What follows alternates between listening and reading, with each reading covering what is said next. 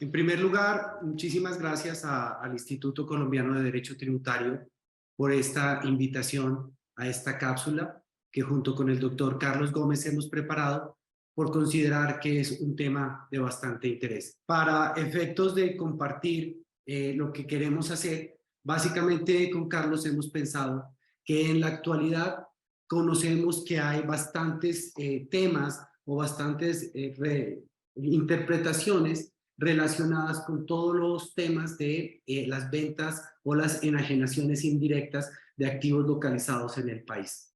En particular, queremos dar una visión respecto de cuáles pueden ser unas probables interpretaciones de la norma y cómo podemos interpretarlas cuando existen tratados para evitar la doble tributación.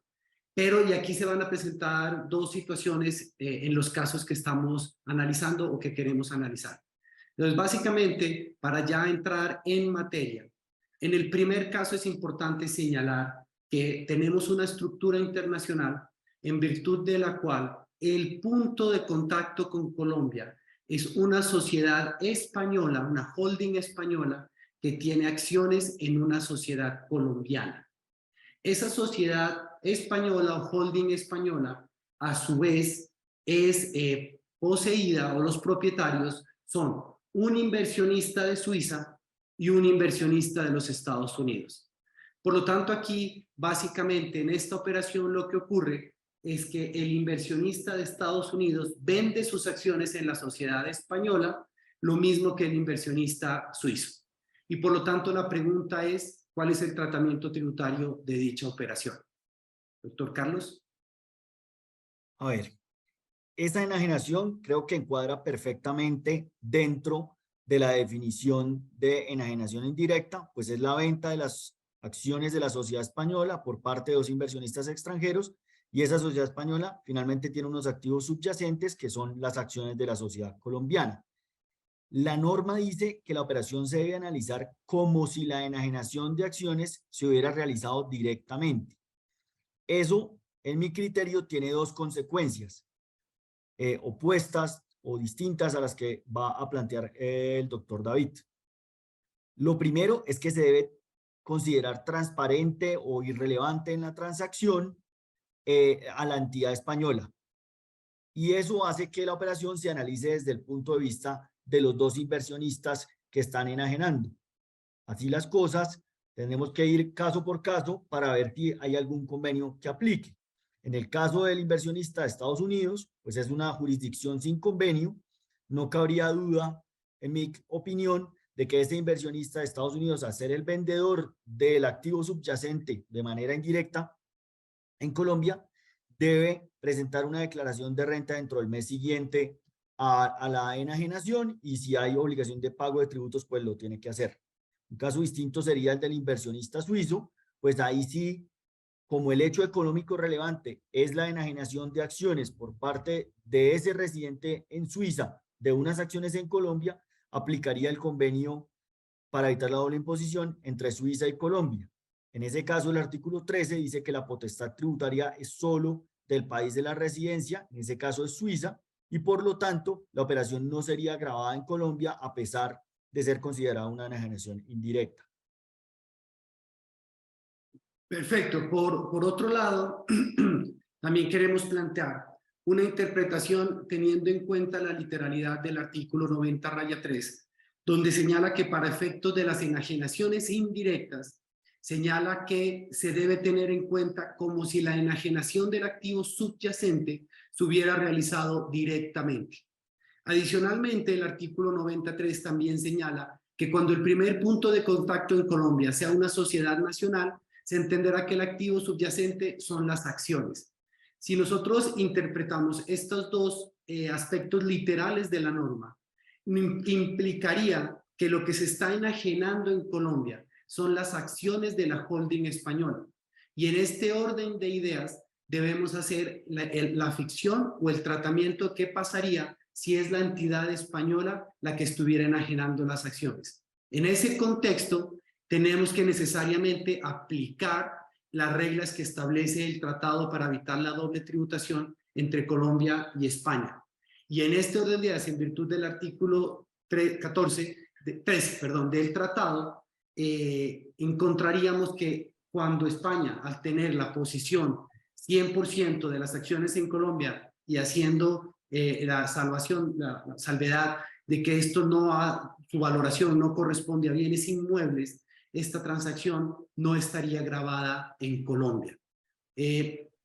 Nosotros acá también queremos resaltar que efectivamente entendemos que el decreto único reglamentario establece una posición distinta o llevaría a entender un tema distinto cuando el decreto hace referencia a que cuando el enajenante indirecto sea un país contratado, pues aplica lo que el doctor Carlos ya nos ha señalado.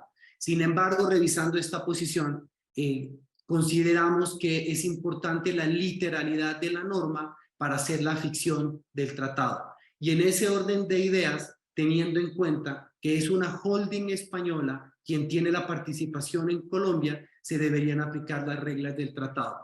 Por otro lado, una reflexión que estamos haciendo, y le cedo la palabra por si el doctor Carlos quiere complementar acá, es cuando tenemos un país contratado, es importante tener en cuenta que tal vez el principal efecto de los tratados para evitar la doble tributación es justamente esa decisión del Estado, en este caso el Estado colombiano, de ceder o restringir su potestad tributaria.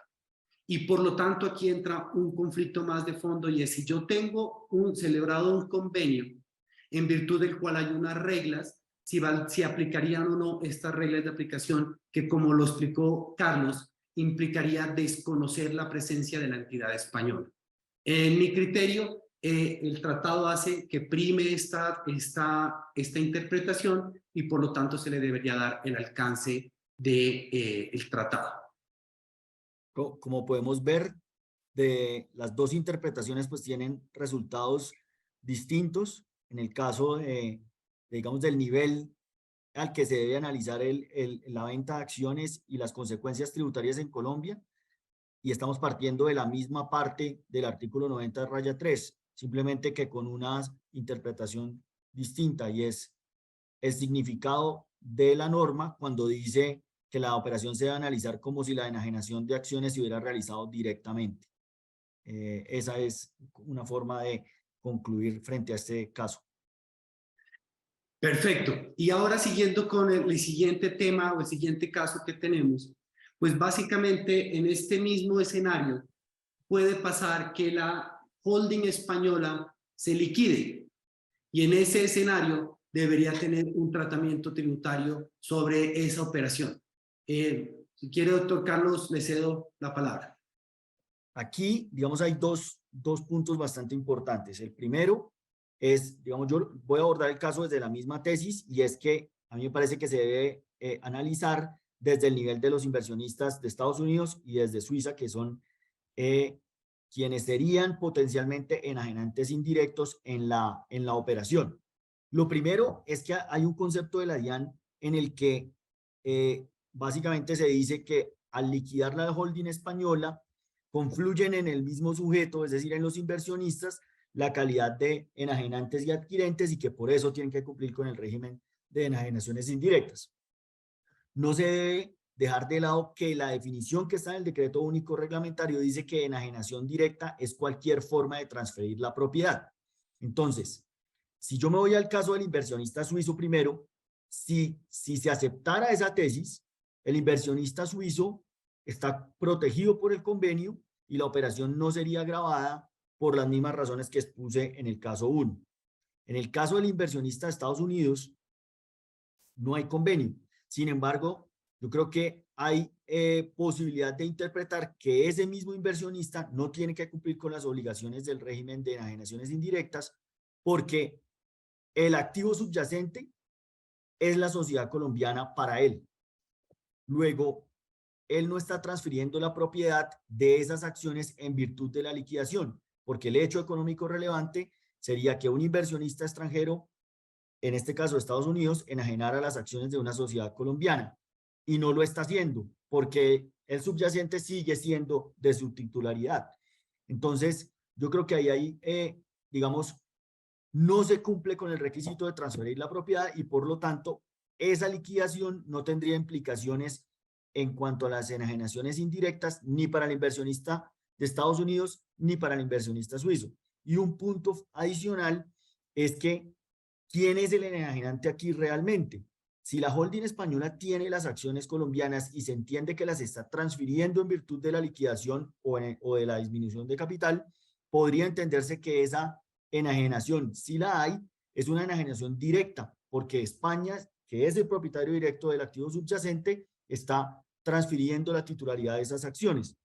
Entonces, en ningún caso me parece que sería aplicable el régimen de enajenaciones indirectas, ni con convenio, ni sin el convenio.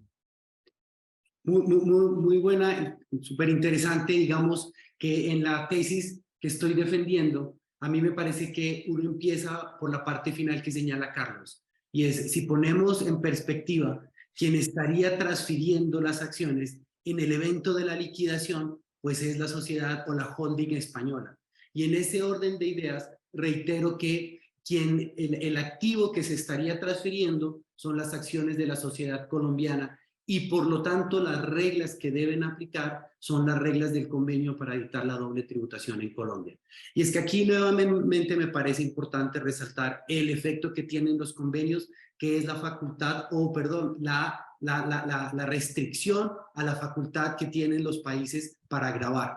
En consecuencia, si nosotros concluimos que en virtud de la liquidación es la sociedad española la que está transfiriendo las acciones de la sociedad colombiana, aplicaría el tratado para evitar la doble tributación entre Colombia y España, y en consecuencia esa operación no tendría efectos tributarios en el país en virtud del tratado. En este escenario, Colombia no tendría capacidad para gravar esa operación.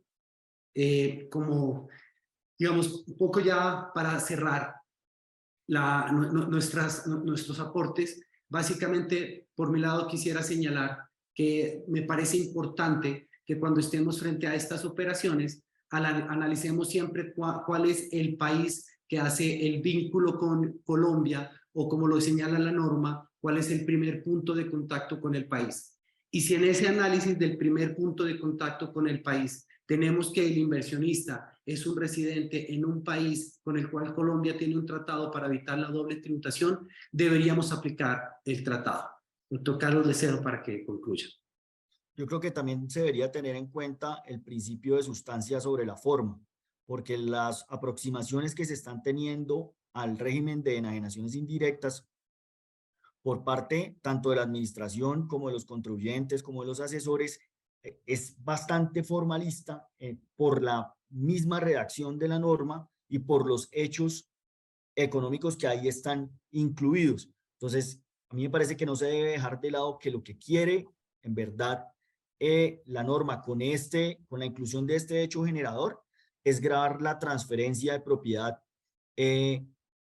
como si la enajenación de acciones se hubiera realizado de manera directa. Entonces, en ese marco es que se debe entender la aplicación del régimen y evitar, digamos, la generación de obligaciones formales y sustanciales en, por ejemplo, escenarios como los que estamos viendo aquí, en donde los convenios deberían prevalecer y el régimen no se debería aplicar de manera excesivamente formal.